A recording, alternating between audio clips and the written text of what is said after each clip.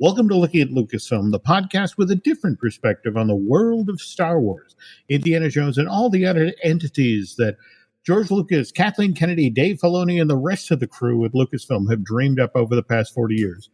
I'm entertainment writer Jim Hill, and my co-host, the one, the only, Dan Z, and I are recording this on Sunday, December 13th. And Dan, I thought it would be worth mentioning as we start out here that 51 weeks ago, almost a full year, last year on December 20th, Star Wars Episode 9, The Rise of Skywalker, arrived in theaters. It's supposed to be the dramatic close of the Skywalker saga, put the button on 42 years of epic filmmaking. I don't want to get into the rehash of the rather mixed response that J.J. Abrams films got. But do you remember how Disney Plus actually moved up the release date of Episode 7? I do. Season 1 of the Mandalorian, moved it for 2 days because they didn't want those two Star Wars productions to go head to head on the same day. Yes, we had to wait a week between the last two episodes. That we did. And it just, for me, it just seems weird how the end of the Star Wars saga, something, me personally looking forward to since 1977, got totally thrown into eclipse by The Mandalorian. Yeah. And in fact, since Dan and I last talked, 2 more episodes of season 2 have aired, The Tragedy and the Believer, and Dan and I will talk more about those 2 episodes in the second half of today's show.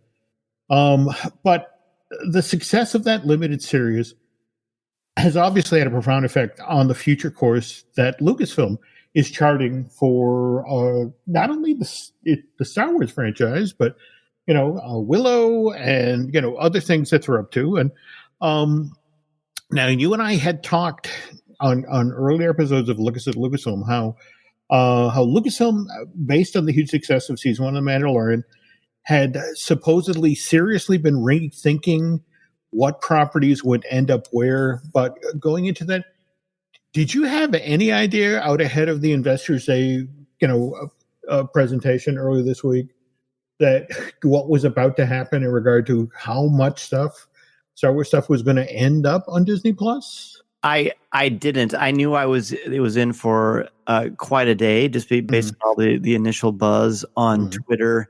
But little did I have any idea of the absolute Star Wars avalanche. To coin one of your phrases, talk about drinking out of a fire hose. Oh yeah. And by the way, how about I also want to shout out that this is the penultimate episode of my swan song. I've only got this one and one more show left. What a gift that Lucasfilm gave us to break all this stuff down. Well, no pressure, but again, they got to come up with something equally good for our last show. But right. Well, let's just jump into it. What, to your way of thinking, was the biggest piece of news that came out? Honestly, I was most hoping to hear that we were going to get an Ahsoka series, so I'm glad we did. I was really shocked by the amount of live action stuff that we were going to get. But the thing that stunned me the most was Rogue Squadron. And when I first saw that logo and the X-Wings, I was actually disappointed, and I thought, really? I mean, pilots, who cares? That's just not something that's ever spoken to me. And then I watched Patty Jenkins's video on Twitter about why she's making this movie and her connection to fighter pilots and her father and losing her father and why she wants to make this movie. Then she puts on that X-Wing pilot outfit. And I tell you what, I was so fired up for that, because if you have purpose and passion and actual pathos that's well above and beyond, I want to make a cool movie and make a mark. She's already made a lot of those with Wonder Woman. No, that's it exactly. In fact, she got this drive to do this to honor her father. And I was so impressed that I thought, okay, I am all in for this. So that was what blew me away more than anything. Well, and now just to sort of take the 30,000-foot view here, folks, this is a big get for Lucasfilm and Disney to get Patty Jenkins. In fact, I don't know if you've heard the buzz about Wonder Woman 1984, but there's the first Wonder Woman movie was a wonderful superhero movie. In fact, for a lot of people, especially given how dark, a lot of the Snyder, Justice League and the like movies got, the fact that, Wonder Woman was just such, it was a great action film, but at the same time, it was a great tonic. There was lightness. There was fun to it, and a lot of heart. a lot of heart. And so the fact that, if anything, the Wonder Woman 1984, which drops on Christmas Day against Pixar's Soul, has better buzz than, the first film. So, the fact that Disney and Lucasfilm have persuaded Patty to come over and make a Star Wars film, this is huge. And as you mentioned, the connection to the, her personal connection to the material. So yeah, that's a great get. But also for me, what's fascinating is that's the first theatrical release, Christmas of 2023. Yeah. And again, yeah. And remember, one of the reasons we're getting that for Christmas of 2023 is, well, again, COVID, coronavirus, because what is it? West Side Story, which was supposed to have come out this Christmas, got bumped to Christmas of 2021, which in turn meant Avatar 2 got bumped to Christmas of 2022. So this is the first new theatrical release to follow The Rise of Skywalker. And to have Patty Jenkins direct it, that's really kind of huge. Major coup for Lucasfilm, and I feel like, I'm not sure how much longer Kathleen Kennedy's going to be at Lucasfilm, but she has really cemented her legacy here, in my opinion. Well, now it's so interesting you bring that up, because again, there has been a lot of talk over, the past year or so about, Kathleen Kennedy and how much longer she'll be staying as the head of Lucasfilm. So first of all, I found it fascinating that she was front and center at this presentation, that they didn't bring it a Dave Filoni, they didn't bring it a Jon Favreau, and those two guys obviously should be celebrated for what they've done with The Mandalorian. It was Kathleen front and center, and more to the point, here she is talking about the future of the company, and let's be clear here. I mean, there's a lot of cool stuff they announced, but it was also very significant. Did you catch the thing about them making 3 volumes now? That they're building one in London, one in Australia, and then they're taking the one they used in LA for the production of The Mandalorian and making it even bigger. Oh, I did not hear about any of this. That's exciting. Yeah. So, the fact that this technology that made The Mandalorian gave it that amazing cinematic look, and in fact, I don't know, did you get a copy of the Art of Star Wars, The Mandalorian, the Phil Szostak book? I did not. It's actually something I have on my Christmas list. Okay, well, definitely talk to Santa, because there's this great line in here from the foreword of Doug Chiang that, he talked about, in my nearly 15 years of designing for the Star Wars universe, the Mandalorian's development process was the most demanding because of our aggressive production schedule. We had a third of the time and half the budget of the typical Star Wars film, and yet we were tasked with designing more than 300 minutes of content, enough for 2 feature films. And that they only managed to pull that off because of the volume. So the fact that, now we're going to have 3, and also for me, you mentioned the Ahsoka Tano limited series. I guess we should also talk about Rangers of the Republic. Both Rangers of the Republic and Ahsoka are all in what Tracy Kenobi is labeled the Filoni-verse. Mm-hmm. But did you catch the particularly the part where both the Rangers of the New Republic and the Ahsoka Tano show will be set in the timeline of The Mandalorian? I did. And the interesting part is that at some point in the future, and in fact, I've made a few calls, and the interesting part is this will probably be season 4 of The Mandalorian, not season 3, because they need to launch Rangers of the New Republic, and they also need to launch the Ahsoka Tano series. But there is going to be this huge crossover story that supposedly will start on the Ahsoka Tano show, continue into the New Republic, and end on The Mandalorian. But it will be one of these things, the only way you can experience this amazing Star Wars event is if you subscribe to Disney Plus. So it's like they're taking a page out of Marvel's playbook. Well, but see, now that again, it's interesting that you bring that up because remember, by the way, did you actually watch the Investors Day presentation? I watched all 4 hours, and so did my 7-year-old son. And by the end of this thing, like when they announced that Mark Ruffalo was going to be in, he jumped off of the chair at the dinner table and landed on the ground and said, "I can't take any more of this. It's too great." That was wonderful. It was so fun to experience that with him. Yep. Okay. Now, I have to ask, how did Mason handle it when they would do the thing? I mean, face it, they only blacked out, I want to say, 10 of the 40 video clips that they showed us. But how did he handle it when they do the big promo and then suddenly it's just music and the countdown? It became a joke. He would just go, "Oh," and we would like laugh and high five and giggle and run around the house and just wait until the timer went off. We had fun. And at first I couldn't figure out what they were doing, but then I remembered, oh wait, I'm not an investor. My blood, sweat, and tears are not enough to be able to see this. That's it exactly. You're not going to move the needle, to get the stock price to go up, But, and boy, did they ever.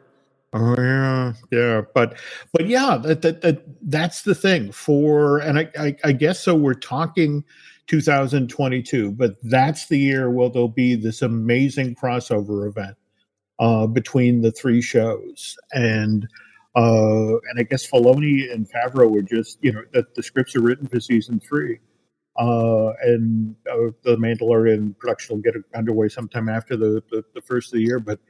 Immediately behind that is the Ahsoka Tano and the Rangers of the New Republic show, which again, that's all built around and that's the interesting part. Did you notice they did not come straight out and say that show is built around Cara Dune?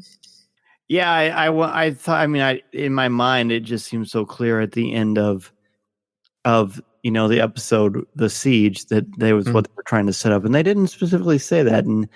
You can't have it because of certain images, political images and things like that. So I don't know.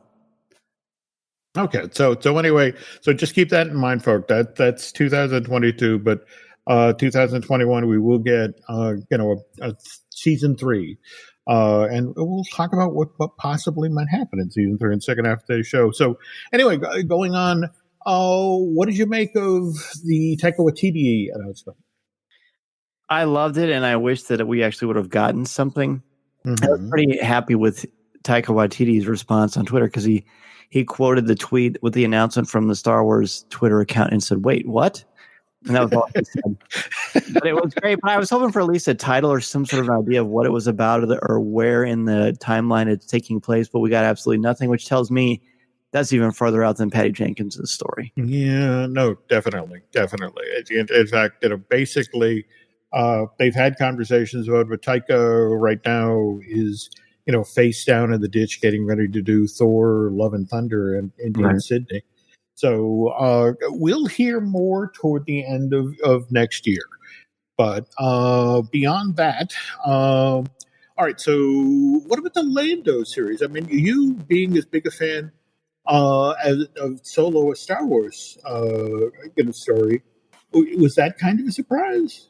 It was really a stunner. It would have been nice to hear something about Donald Glover or someone, but this is almost like, while everybody seems to want a Solo sequel, well, you all should have went to the theater to see the first one, by the way.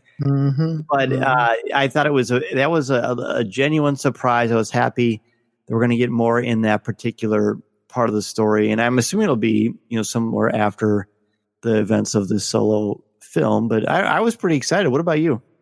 Well, again, made a few discreet calls, and it turns out, the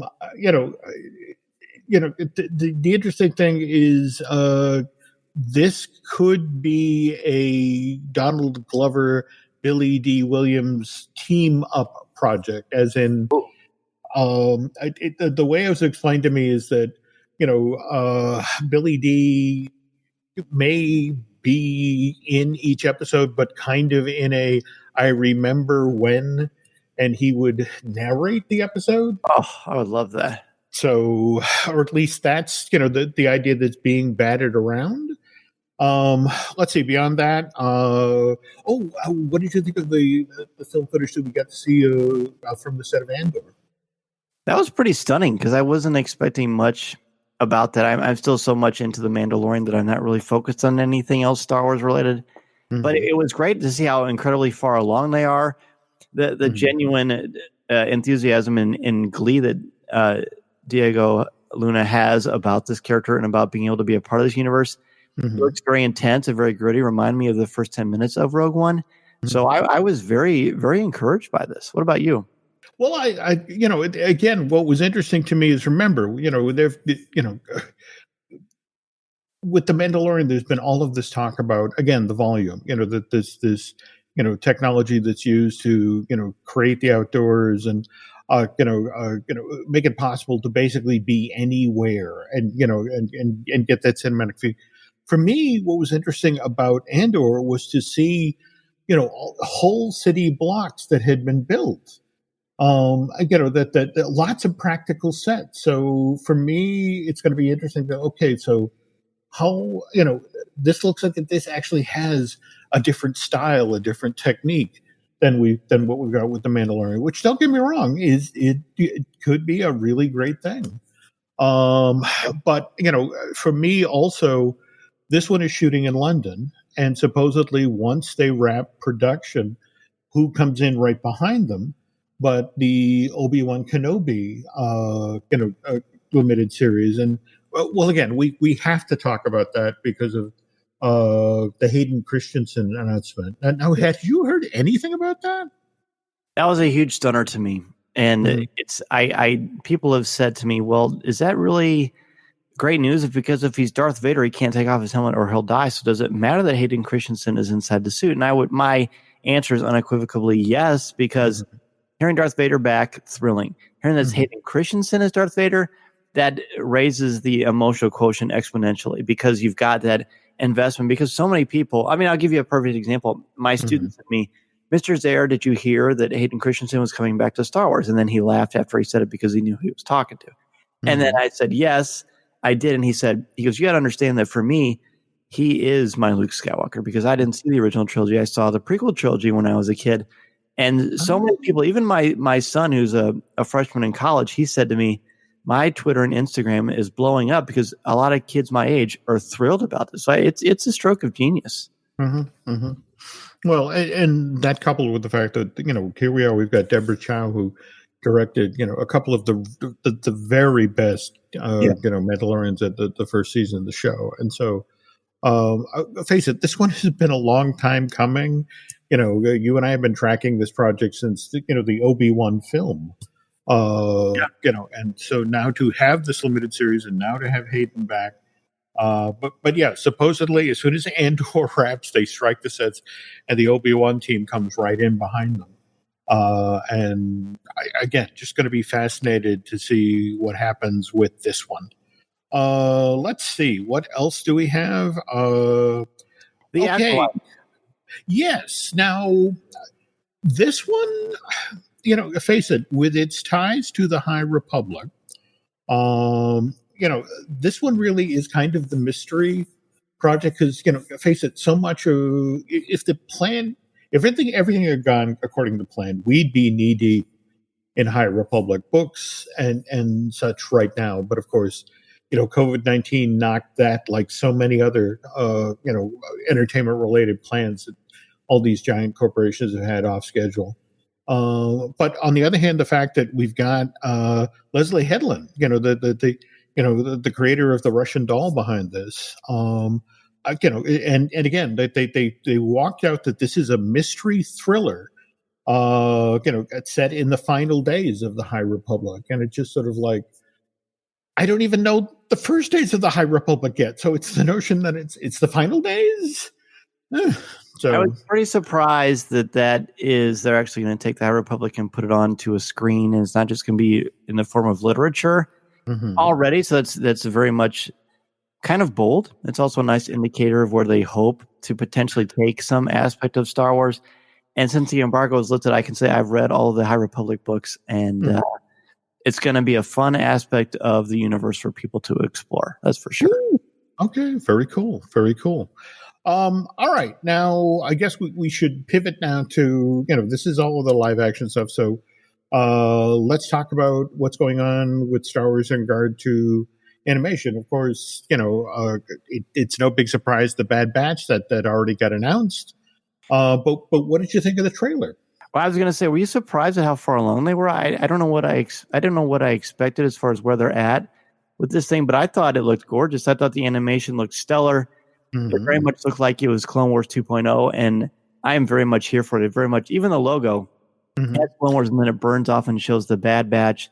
But there's a lot of potential there. I heard Stephen Stanton's voice as Grand Moff Tarkin, which is exciting. They used the Ian McDermott track from Revenge of the Sith for the Palpatine, but I feel like there's more story to be told between bridging the gap between that movie between Revenge of the Sith and A New Hope. So I'm very excited. I'm much more optimistic. I thought it'd just be kind of a fun filler. I mean, I liked Star Wars Resistance, but to me, it had near the emotional wallop that Clone Wars or Rebels did. But this felt more like it was going to be along the lines of Rebels and Clone Wars to me. No, very much so. And you'll remember, it's important looking back on Star Wars Resistance. There was a deliberate choice made there. Remember how when they were initially talking about that show that they were really aiming that one at 10-year-olds, and there was and face it, that I don't think the show ever was able to sort of rise out of that. I still think there was some great storytelling. Oh, I did too. But well, let's say, okay, so do we have the Bad Batch? But what do you make of Star Wars Visions? I honestly am sort of ambivalent to that. I'm not an anime person. So it really, I think it's cool, and I'm sure there's a certain audience that's interested in that kind of a thing. But honestly, the only reason I'll watch is because of Coffee with Kenobi. Otherwise, I probably wouldn't even pay it any mind. What about you? Well, I don't know if you followed that series of the shorts that they've done where they would visit, the story of each individual character, whether it was Leia or Luke or Horses of Destiny. Yeah. I love that, but that's not anime. Anime is such a different animal.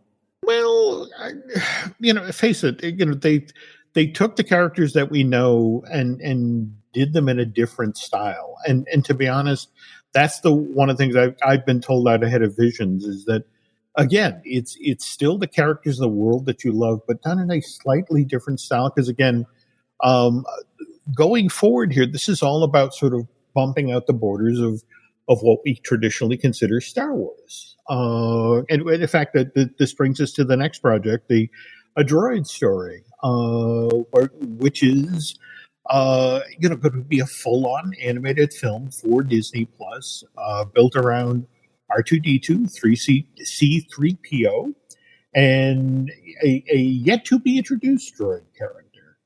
It's actually a movie, not a TV show. Nope, this is going to be a movie.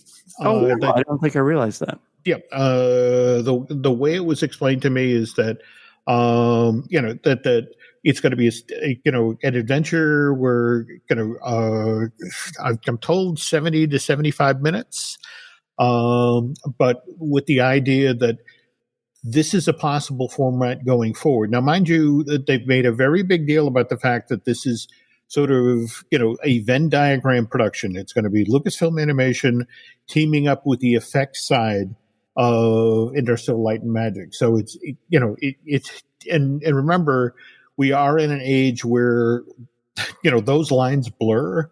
When you see a film, that you think of as a live action film, but if you factor in all of the animation that's be done for, virtual characters and that sort of thing, it's really like 90% animation and, 10% live action.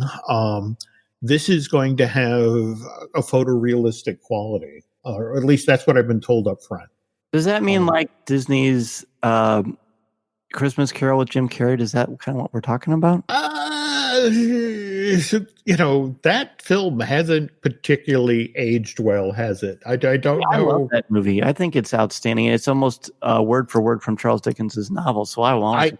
I will think of it, and you're right. But on the other hand, when we get to the third act, and when it's suddenly the spirit of Christmas future, only he's chasing him through the streets and that's circus. Yeah, I don't like that part.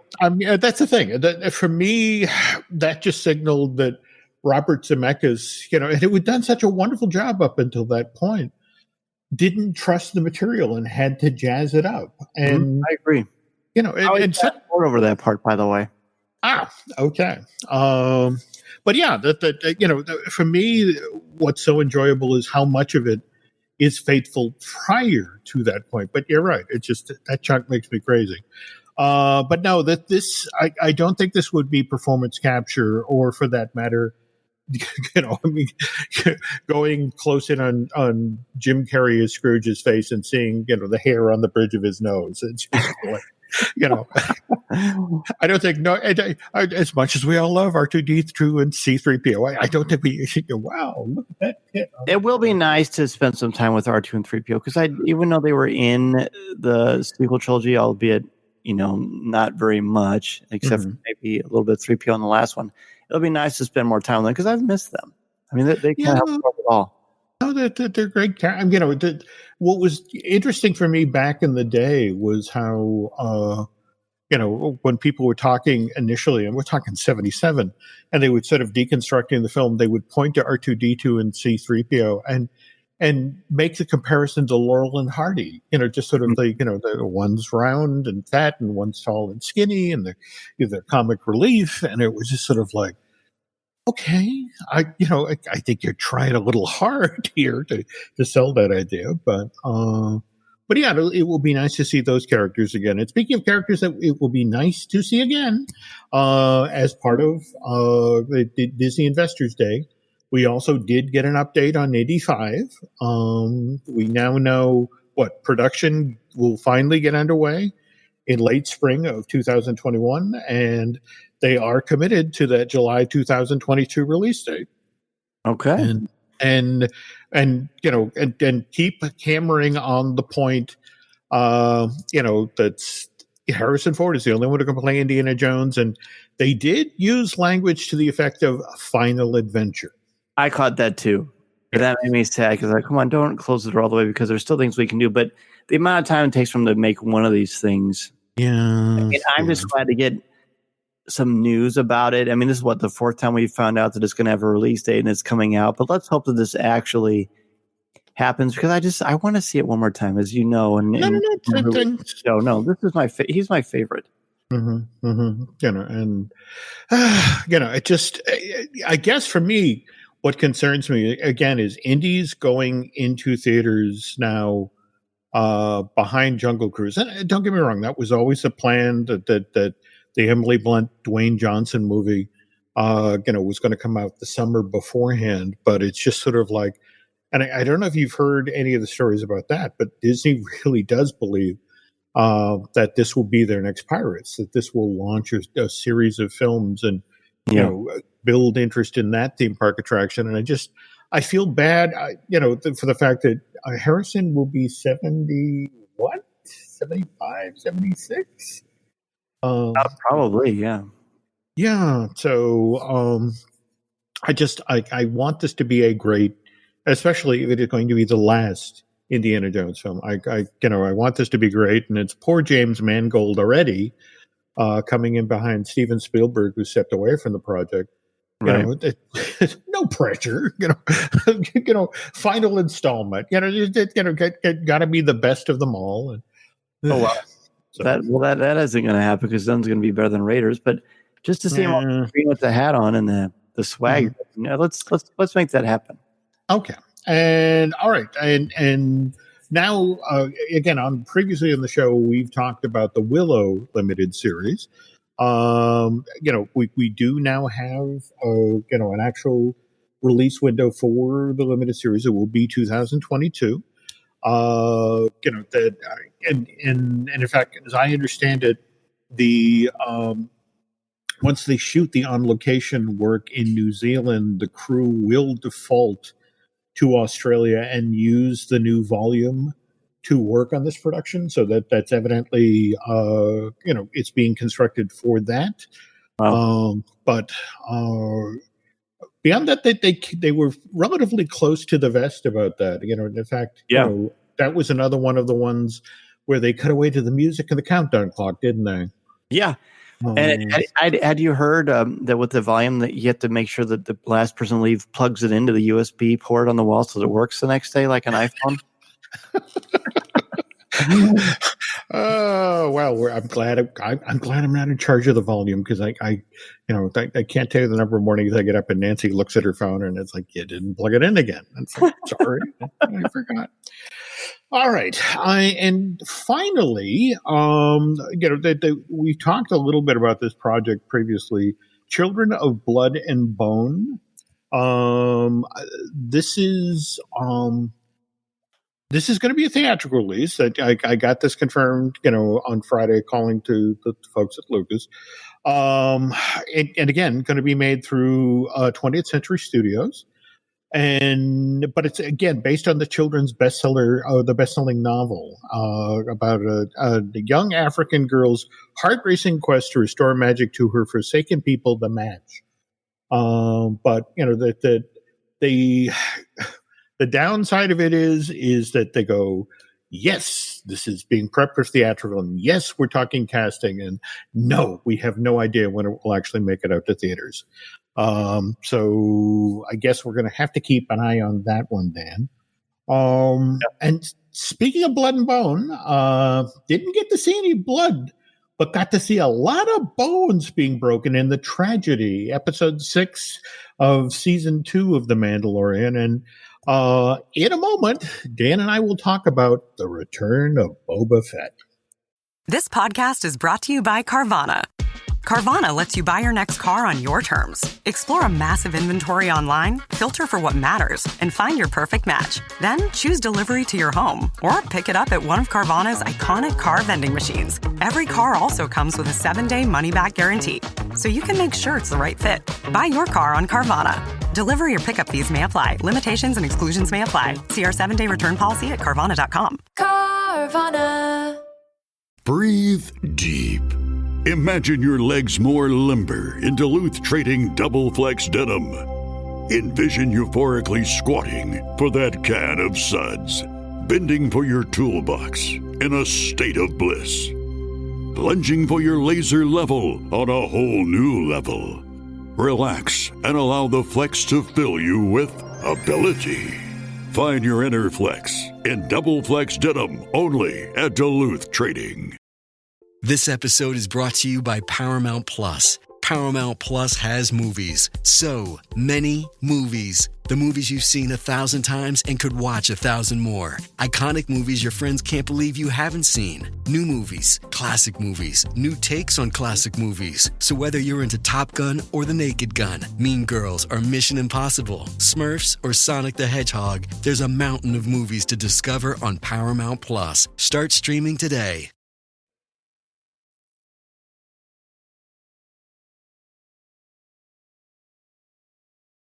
Okay, we're back. All right, so Dan, let's face it, The Mandalorian has been very sparing about how they sort of walked out Boba Fett. I mean, literally the first time we got to see this character, we only got to see his boots, and it was the fans who noticed the spurs on the boots that walked up to Fennec Shad's body. That's right. And who were like, oh my God, it's Boba Fett. And it's like, really? You know him from the Spurs? And I guess that's the thing. If you was this something prominent on the character previously? Because I don't think I'd ever noticed that. I don't think it is. I mean, they added the sound effect because of the sort of the Clint Eastwood thing, but I feel like that was more wishful thinking than anything. Because it made sense of being added, that it was Tatooine. Because I didn't notice that, but I thought, well, maybe it could be him, or who knows? Maybe it's some sort of a hunter of some kind. But yeah, boy. Well, I don't want to say too much, but go ahead. But then, okay, so we have our first episode of season 2. We have the Marshal, and in the final moments, we see, a character from behind that's watching Mando on his, speeder bike, riding away from the mining colony, and he's got Boba Fett's armor on it, and the camera, he turns to the camera, and the internet loses its mind because it's Mr. Morrison, Father Moana. Yeah, and who played Django back in Attack of the Clones. And so again, it was fascinating again to watch people, just sort of, as we were waiting for that episode, we would kindly, finally confirm who it was. People trying to suss it out and determine, what's the backstory on this guy. And so, and again, face it, we've known about, Django for as far back as Attack of the Clones. And we got to meet Django's son, Boba, in Empire back in 81, right? 80. Okay. And, and then we saw, it's always been one of those, given how heavily the fan community got invested in Boba, how he was taken off the canvas in Return of the Jedi in 83 still kind of stings, doesn't it? Or well, I mean, when I was a wee young Padawan, I liked Boba Fett because I liked the action figure. I thought he was cool in Empire, and he frustrated me because of his role in Han Solo going into Carbonite. But then I never really liked him in Return of the Jedi, and I always thought it was poetic that this big bad bounty hunter gets his comeuppance by a semi temporarily blinded Han Solo. So that never bugged me because I never really understood the hype besides how cool he looked. I didn't love him in Attack of the Clones. I didn't like him in Clone Wars. So I've never been a Boba Fett fan. But in this episode, Jim, I was about to ask you about this. In the tragedy, in your wildest dreams, did you ever think of a redemptive Boba Fett arc? Never. Not only did I not expect him to be redeemed, I didn't think I would like him, but I loved him. He literally catapulted to a place of prominence in my fandom. And I see the character. I mean, obviously in my studio, I guess you've never really seen my studio, but I've got stuff all over the place. I've got a lot of Fett stuff, a lot of old action figures of Fett. And now he's kind of in a place of prominence because now I understand a little bit more about what makes him tick. Maybe it was being being digested with the Sarlacc. It changed his point of view or his perspective. But now I see a sense of honor. I see a code. He's not just a thug with cool armor. And the fact that he's not only is he Mandalorian, but the way he fought with that Gaffney stick was absolutely insane and electric. Probably the most violent and visceral stuff we've seen in Star Wars. And boy, it was spectacular. And let's note here again, this was Robert Rodriguez's debut directing an episode of The Mandalorian, and I dearly hope that man gets invited back because the action scenes in this thing were crazy. Insane. And the pacing, the fact that it was such a short episode and so much happened. And I love when Slave One first shows up, your jaw drops because you're not expecting to see that. And the fact we don't know for about 10 minutes whose side he's on or how he's going to play it was pretty spectacular. It was terrific storytelling.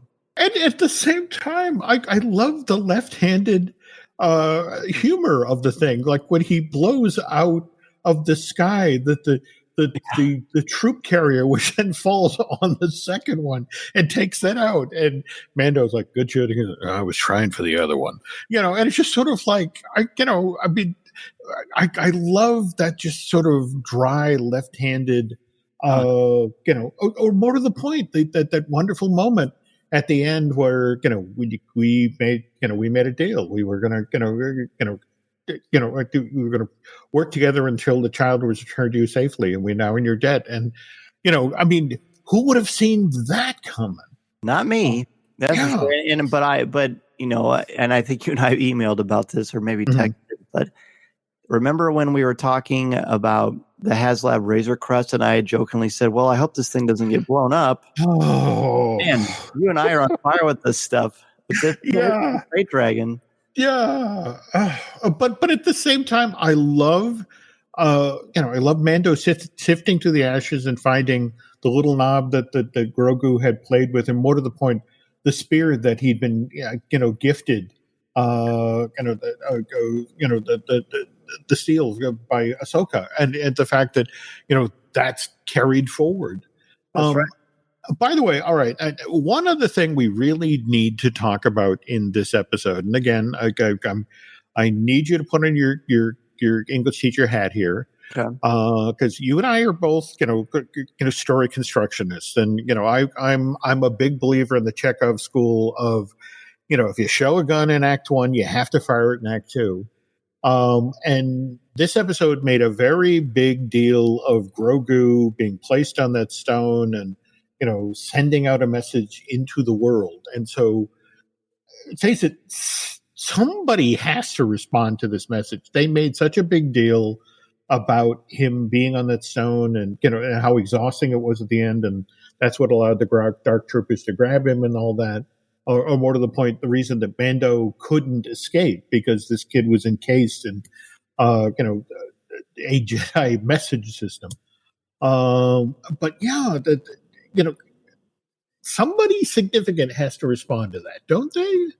Well, you'd think, but let me think about all the Jedi that are out there. We've obviously Luke is out there, Leia is out there, Ahsoka is out there, Ezra is out there somewhere. Cal Kestis from Star Wars Jedi Fallen Order is out there. The Jedi that converts from being one of the Inquisitors is out there. But other than that, I can't really think of too many other Jedi that might be available to answer that call. So yeah, you'd think it would be somebody significant. I just hope it isn't the frog lady that shows up. I shouldn't have said that out loud because now it's going to happen. Well, that actually brings us to our next episode. The Believer, which really is kind of a sequel of sorts to last season's episode, The Prisoner. Yeah, kind of. In fact, what is it? That one was directed by Rick Famuyiwa and based on a story by Chris Yost, and then Christopher Yost and Rick worked together in the teleplay, whereas this time Rick wrote and directed The Believer. And I would have put money down on Mix Mayfield never being a redeemable character. Same here. Like Kylo. Yeah. And I have to admit, that's what both surprised me and delighted me about the episode. The notion that you could make this sort of turn with that character. I think you can make an argument that there are three characters that are believers in that episode, but I think he's the ultimate believer because he finally starts to believe in himself. I mean, he practically telegraphs midway through the episode that, you got to do whatever you got to do to get to sleep at night. You can tell that there's like a tormented person. He's not just a jerk. Because I thought in The Prisoner in season 1, he was a jerk.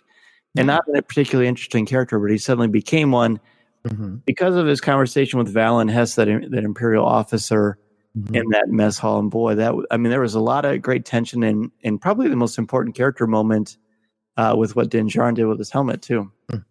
Oh yeah, no, absolutely. I mean, there was so much genuinely surprising stuff in that episode, and yet callbacks to. Correct me if I'm wrong. In Attack to Attack of the Clones, didn't Jango Fett actually use the same sort of weapon, a seismic charge? Yes. Oh boy, what a great! Yeah, he did. That was one of the most popular sound effects in the history of Star Wars, and have it come back.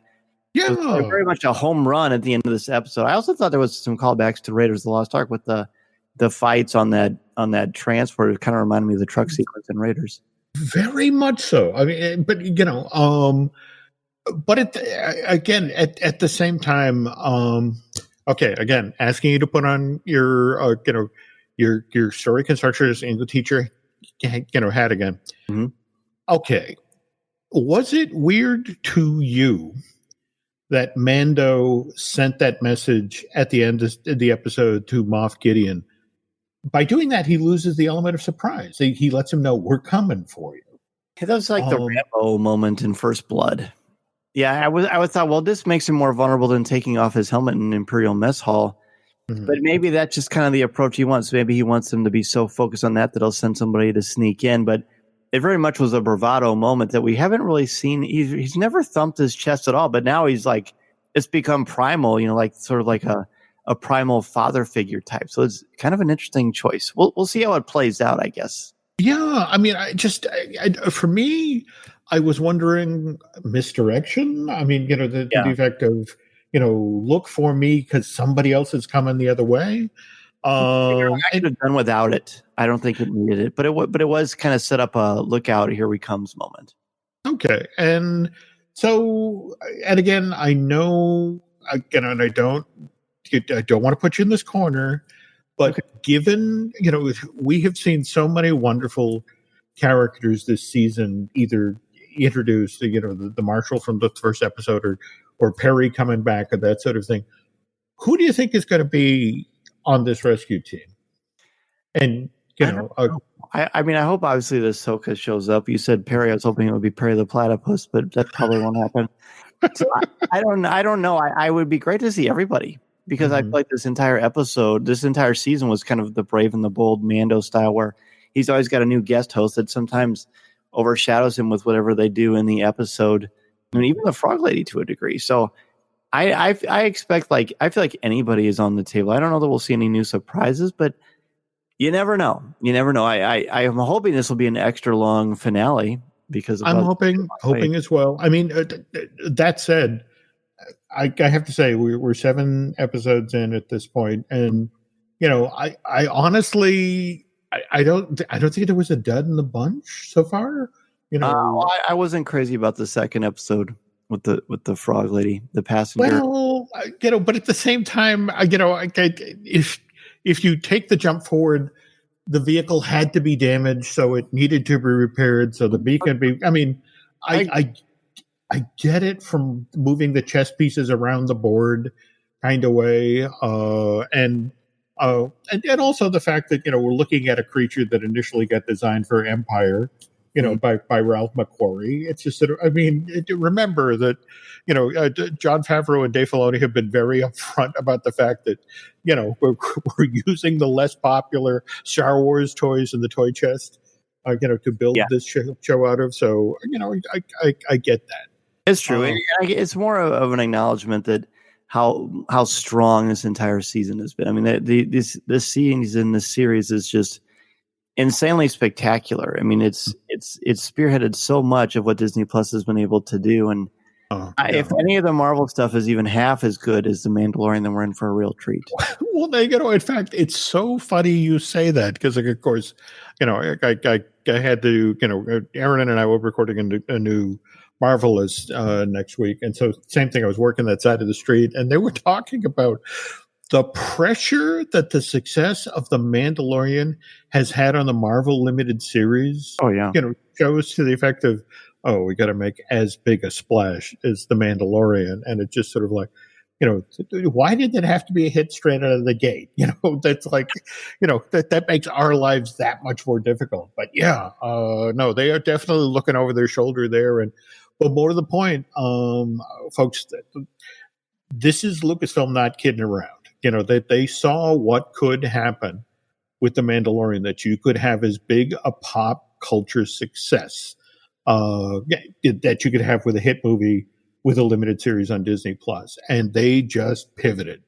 And that's the thing about, if you enjoyed what you see with The Mandalorian, the Ahsoka series, the Rangers of the Republic, Andor, that's the other thing I think we all need to be ready for is going forward. They want to do a new Star Wars series. That the final version will be quarterly. That some summer, winter, summer, spring, fall, you'll have a brand new show. But it's going to take a while to build up to that level of volume. But they aren't kidding around, and they're going to quality's there. Then that would be great. Yeah, well, both the visuals as well as the writing and the casting, and that's the other thing that's fascinating, because you have the Rosario Dawsons and the world who have signed on to do Ahsoka and that sort of thing. There's a lot of people who've kind of raised their hands and have said, "I want in," and again, not at liberty to talk a lot about this, but episode or season 3 of Mandalorian could see some very interesting people turn up. And maybe it'll be me. Who knows? Maybe this is my big chance. Well, there we go. And now, speaking of which, that's this Friday we get episode 8, the final episode for season 2 of The Mandalorian. And so again, big question is, who's going to be part of this rescue team? And at least for me, it's like, who answers that call? Going to be fascinated to see who turns up, toward the end of this episode. And that's the other thing that I've been told that, what happens at the end of this episode sets up the entire arc for season 3. So, but anyway, now sad part is last episode, for a while, and they'll start shooting in January, February there. But if you're looking to kill time during this same period, folks, might I recommend there is this wonderful book called The Star Wars Book, Expand Your Knowledge of a Galaxy Far, Far Away. I also want to point out that I checked at Amazon today, and if one were to say order a copy of this book written by, the name escapes me at the moment, but supposedly if you order it at the top of this week, they can actually guarantee delivery for Christmas. And again, if you got a Star Wars fan on your list, it would hard to think of a better book, especially somebody who's just trying to get the feel of the universe. And you that if people are killing time now till we record a new episode, what's going on with Coffee with Kenobi these days? Oh, well, thanks for the plug. The Star Wars book is still selling well. It would make an excellent Christmas gift for that Star Wars fan in your life. Or if you haven't picked it up yet, I think it will fill in a lot of gaps in your understanding of this universe. So be sure to check it out. But in Coffee with Kenobi, we've certainly been breaking down each episode of The Mandalorian. We've had a number of extra shows. We did a big show on the Disney Investor Meeting, which was a lot of fun. And then on our CWK Perva, which is our show for the Patreon members, we've been having a lot of fun. We looked at the episode of The Jedi very closely, but we also been talking about top 5 Christmas songs and Christmas movies and trying to put a little bit of joy into the end of 2020, because I think that would be a nice thing for everybody. Speaking of which, just a quick side note here, a pet peeve of mine. Do you know the song Have Yourself a Merry Little Christmas? I do. Okay. As the story goes, that song was introduced in Meet Me in St. Louis, MGM musical of the mid-1940s. And Judy Garland. There we go. Oh, but the thing is, the last, there's a line in the song, someday soon we all will be together if the fates allow. Until then, we'll have to muddle through somehow. And the interesting thing is, evidently, Frank Sinatra records the song in the mid-1950s. And he actually goes to, I want to say Burton Lane, the gentleman who wrote it, and said, this is the most depressing line in a Christmas song I've ever heard, and you have to change it. So they changed it from until then, we'll have to muddle through somehow to hang a shiny star upon the highest bough. Oh, yeah. And me personally, I'm a muddler, Dan, and, and that's the thing. I will sit and listen with somebody. Will come on the radio to begin singing, Have Yourself a Merry Little Christmas. And I get tense and I'm hanging in there waiting for muddle. And, more times than not, it's always hang a shiny star. But James Taylor muddles, that in his version, and especially in 2020 this year, yeah, we're all muddling, folks. I think somebody needs to talk to ASCAP in regard to needs to let there needs to be put something in front of the version of Have Yourself a Merry Little Christmas. I'm sorry, this is a hang a shiny star, not a muddler. If you need to muddle, go find another copy of the song. So, or go talk to Drew Taylor for a little bit. There we go. Again, another great muddler. So that's what it should be, his epitaph. I only have one more episode to taunt him, so I'm going to take every advantage. All right, just dig in there where you can. So, speaking of which, as Dan just mentioned, we've got one last episode coming up of looking at Lucasfilm with the two of us working together on this show, but. Or Dan hits the road for strange and wonderful new places. On the other hand, if you're looking to something to listen to before we get to that last show, Let's see, we've got Disney-ish with Len Testa. We've got the aforementioned show I did with Drew Taylor, Fine Tuning. We talked a little bit about Aaron Adams just a few minutes ago, who I do the Marvelous Disney podcast with. Likewise, Dustin Fuse, who I do Universal Joint, and he and I are getting a new episode of that out the door this week. And God help us, we're working on it. The I Want That. And in fact, again, Dan, Michelle actually bought a copy of your book to be able to talk about during the show. And if we don't do that next week, she's going to kill me.